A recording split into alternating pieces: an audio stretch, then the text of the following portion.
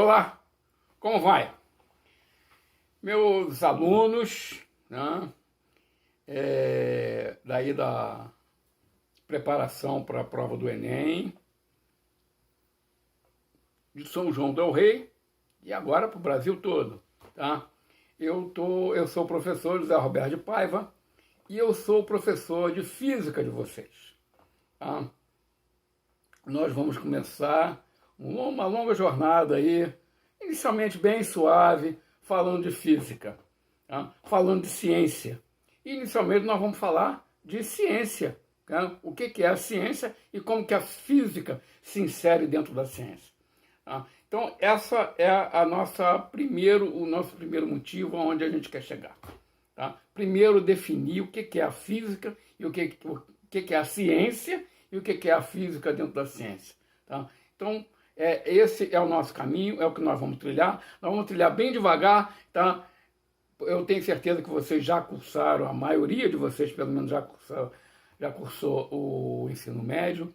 Então, algumas coisinhas vocês já sabem. A gente vai reavivar isso, colocar isso tudo numa coisa gigante para a gente discutir isso. E a gente tem que entender também o seguinte: os conteúdos clássicos de ciências, seja de física, de química, do que for, tá? Eles têm que se adaptar à realidade, àquilo que é discutido.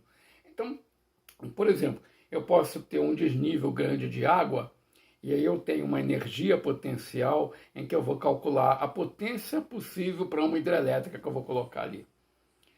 Então isso daí é o domínio da física, as definições. Mas só que quem está fazendo o Enem tem que entender também o que é hidrelétrico e o que é termoelétrica, comparar uma coisa com outra, discutir essas coisas todas que estão na realidade nossa, que estão aí no dia a dia, nos jornais, no cotidiano nosso. Tá? Então a gente tem que usar aquilo que a gente aprende e ainda colocar dentro da nossa realidade. Minha gente, vamos lá. Vamos para o primeiro slide. Então vamos lá, vamos procurar entender o que é a ciência. Antigamente a ciência ela era chamada de filosofia natural. A filosofia natural buscava resposta para fatos naturais observados. Por que nós nos alimentamos? Por que existem e se repetem as estações do ano? Por que a maré sobe e depois desce? Por que uma maçã cai da macieira? Se eu largar alguma coisa, ela cai. Essas coisas é que a gente procura entender e responder por que acontece. Coisas simples. Tá? Então, nós usamos essas observações e algumas respostas dessas observações, das perguntas que a gente faz, por exemplo, para a gente organizar a agricultura. Observamos épocas de seca e de chuva com as estações do ano, com o que se repete. Tá? Então, nós verificamos que existem periodicidades, períodos que voltam. Então a gente pega e usa isso daí como uma descrição do que acontece na natureza. A filosofia natural, ela pode ser, ou a ciência, pode ser dividida de diferentes formas. Por exemplo, as ciências podem ser factuais, as ciências naturais, as ciências humanas, são baseadas em fatos que a gente observa, ou a ciência pode ser abstrata, como a matemática ou a lógica, que formam padrões que se repetem e que a gente vê que pode se aplicar na natureza. A gente pode ver que algumas coisas na natureza se repetem de acordo com modelos matemáticos. Vamos para o segundo slide. As ciências naturais a gente pode dividir em química, que estuda os fenômenos naturais, quando há transformação da matéria. Queima da madeira. Madeira começa madeira, depois ela vira fogo, depois ela vira cinza. Cozimento dos alimentos, uma fabricação de tintas. Tudo isso, sempre que a matéria se transforma, é do campo da química. A biologia é uma ciência natural também. Tem vários campos, microbiologia, botânica, zoologia, estuda as células, a divisão das células, os tecidos, assim por diante. A física, coloquei aqui em terceiro lugar, na verdade, normalmente se usa a física como a primeira, mas eu coloquei aqui porque é a que a gente vai se aprofundar. Diferentemente da química, os fenômenos naturais em que não há transformação na matéria é o que define os fenômenos físicos. O movimento, o calor, a eletricidade, o som, a luz. Tá? Essas são os campos da observação da natureza, que é do domínio da física. Na verdade, esses campos eles são separados didaticamente, né? Mas na natureza os fenômenos não respeitam muito essas denominações, né? A gente pode ter fenômenos em que a gente estuda várias coisas de uma forma só, né? Tá? Terceiro slide. No terceiro slide, então, a gente tem aí representações, né? Então, uma representação bem concreta, um trem se deslocando numa viagem, né? Ligando dois pontos geográficos, que eu tenho características aí, a distância entre os dois pontos, o tempo de viagem e a velocidade do trem. São três grandezas que são dependentes entre si. Se eu tenho a velocidade, tenho a distância, o tempo ele já está determinado. Se eu conheço a distância e o tempo de viagem, eu posso determinar a velocidade, e assim por diante. As três grandezas, elas estão relacionadas.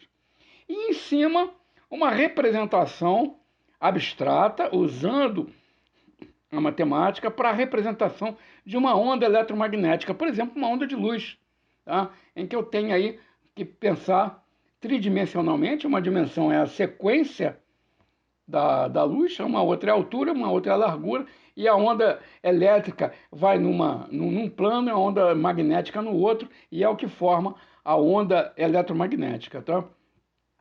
No caso, como eu estava falando do trem, uma coisa que eu meço é a velocidade média.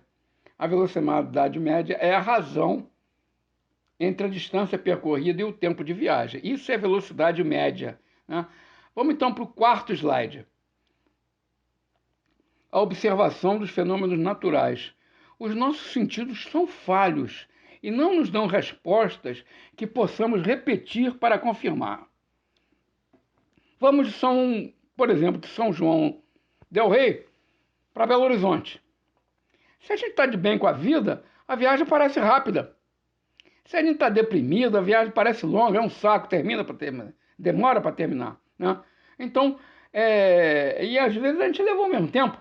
A viagem, a distância é a mesma. Tá? Mas o que acontece? Nós temos que usar o tempo de viagem, o tempo para medir o tempo, como uma coisa racional, para a gente poder comparar, porque o nosso sentimento ele é muito falho, ele nos abandona muitas vezes. Eu tenho uma experiência aí que é interessante fazer. Deixa um tempo, uma mão direita dentro de uma vasilha com água quente e a mão esquerda na água gelada, uma outra vasilha com água gelada. E tem uma vasilhinha com água morna no meio. Aí você deixa um tempo, deixa a sua mão direita ficar bem quente e a mão esquerda ficar bem gelada. Aí depois você tira as duas e coloca na água morna.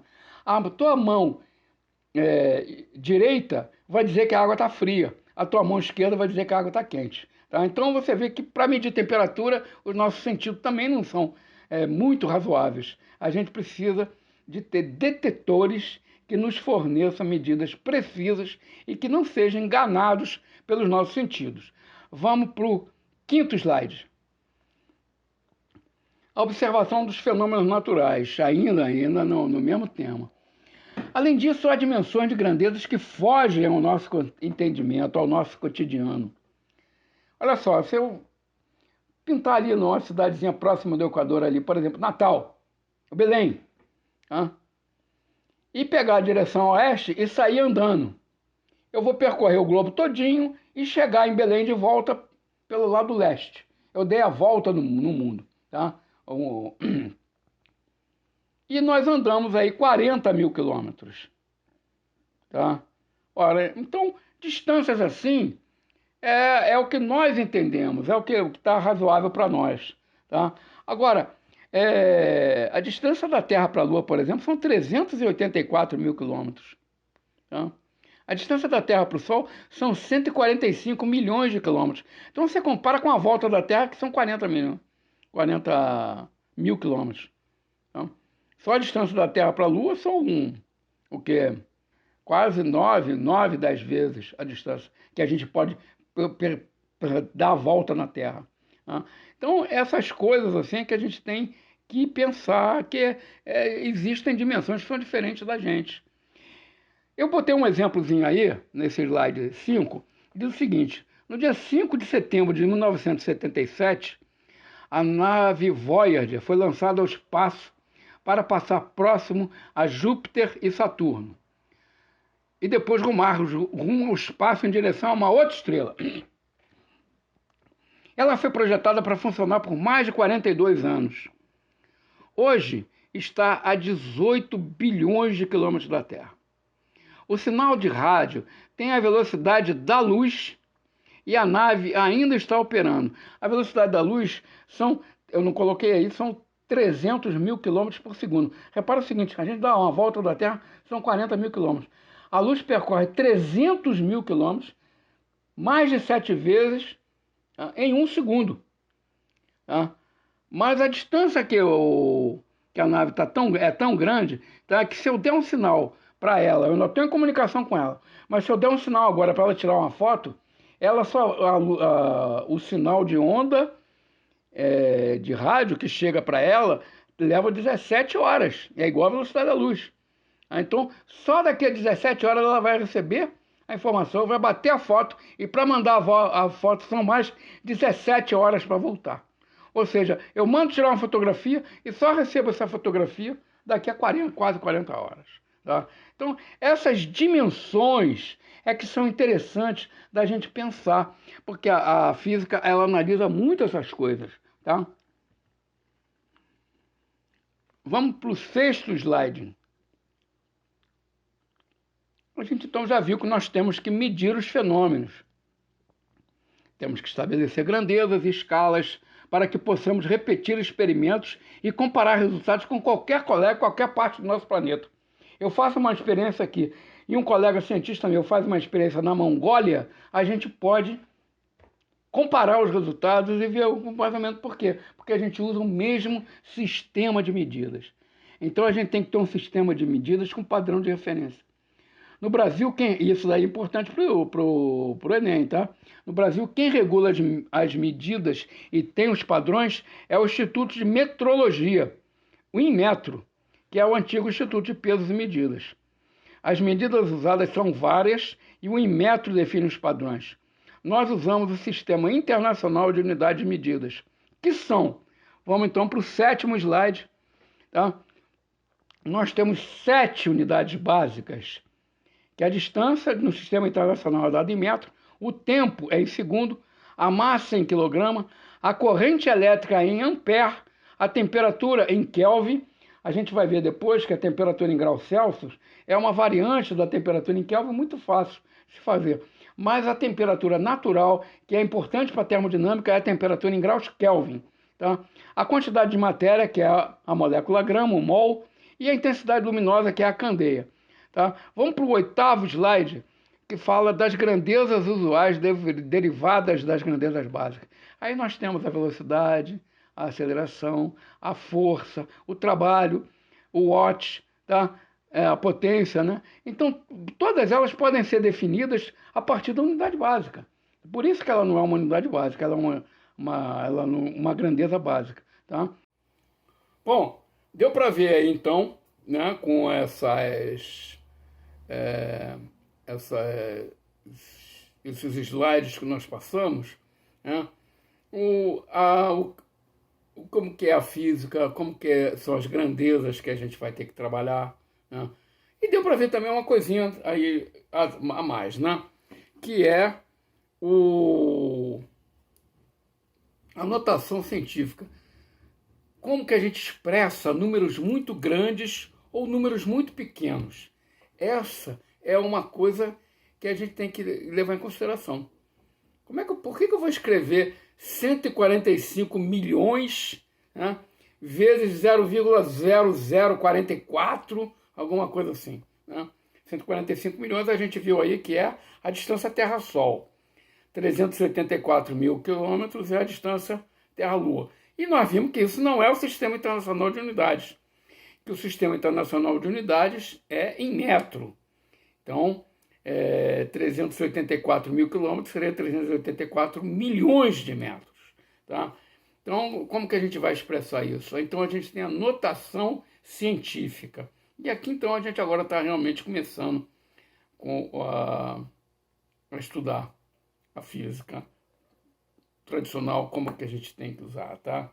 É a nossa primeira aplicação. A notação científica, ela escreve qualquer número como um produto. Um produto que tem um número, primeiro, em que tem apenas um algarismo para a esquerda da vírgula, só na unidade. Os outros algarismos ficam todos ali escritos depois, tá? E vezes uma potência de 10. Por que é uma potência de 10? Porque se eu multiplico por 10, eu coloco um zero no número. Se eu multiplico por 100, eu coloco 2 zeros. Se eu multiplico por 1000, eu coloco 3 zeros. Tá? E assim sucessivamente. Se eu multiplico por 1 bilhão de vezes, eu estou botando 9 zeros. E esse número de zeros é o número da potência de 10 que a gente vai usar. Mas não vai usar só para zero, porque a gente vai usar o número. Se ele tiver 3 algarismos significativos, esse algarismo significativo é aquele que realmente participou da medida. Aquilo que a gente realmente mediu. O resto seria erros e tal, alguma coisa assim. Então, quando eu digo que a distância Terra-Lua, por exemplo, é 384 mil quilômetros, eu estou dizendo que ela pode ser 384 mil, pode ser 384.100 quilômetros, 384.300 quilômetros, 383.900 quilômetros. Tá? Então, o que é significativo é o 384. Então, eu vou representar esse número como 3,84. Tá? Vezes a potência de 10, que vai me representar 384 mil. Tá? Então, vamos fazer uns exercíciozinhos aí, tá? Vou mostrar para vocês aqui como é que a gente faz a notação científica, tá? Eu vou escrever aqui, por exemplo, 417 e vou colocar mais 4 zeros. Eu quero escrever isso em notação científica. Como que eu faço? Ora, primeiro eu vou escrever 4,17, porque a notação científica é sempre assim, tá? Um algarismo só à esquerda da vírgula, ok? Agora, esse número inteiro daqui, ele tinha uma vírgula aqui, ó, tá? Aqui, ó, tá? Então, eu vou escrever, como que eu vou contar as casas aqui. Eu andei uma casa, 2, 3, 4, 5, 6. A vírgula veio para cá, 4,17. Eu dei 6 casas. 1, 2, 3, 4, 5, 6. Então, eu vou escrever 4,17 vezes 10 a 6. 10 a 6 é milhão, olha lá. 4.170.000. É o número que eu estou representando. Tá? Se eu for um número muito pequeno, 0,00322. Tá? Se eu for escrever em notação científica, eu vou escrever 3,22. Tá? E quantas casas a vírgula anda? 1, 2, 3. 3,22 vezes 10 elevado a menos 3. Tá? Porque esse é um número que está reduzido. É como se eu tivesse 3,22 dividido por 1.000, 10 a menos 3. Tá? É como se eu tivesse isso aqui, ó, 3,22 dividido por 1.000. 1.000 é 10 a 3, tá? É aquele número lá, tá ok? Eu vou deixar 2 exercíciozinhos aqui para vocês fazerem. Tá? Aliás, 3, tá? Eu vou escrever 894 e mais 4 zeros. Vocês, olha, 5 zeros, pronto. Mais 8, 9, 4, mais 5 zeros. Então vocês escrevam isso e para a próxima aula vocês vão escrever isso, vão apresentar isso daqui em notação científica. Eu vou corrigir com vocês. E mais esse número daqui. 0,0000456 612, tá? Então, vocês vão escrever isso em notação científica. 0,1, 2, 3, 4, 5, 6 zeros depois da vírgula, 612, tá? E mais um para terminar. A velocidade da luz são 300 mil quilômetros por segundo. Vocês vão escrever isso em notação científica e no Sistema Internacional de Unidades, que é em metro. Tá bom? Então, gente, até a próxima aula.